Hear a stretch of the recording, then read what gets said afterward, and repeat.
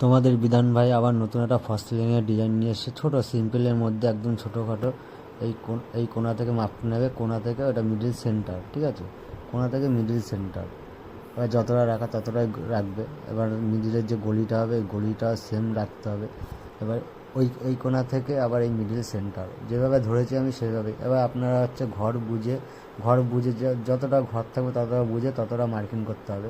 আমি তো খাতায় দেখাচ্ছি, ওটা ছোটো করে দেখাচ্ছি, মাপটা যাবে সহজে তোমরা বুঝতে পারবে না।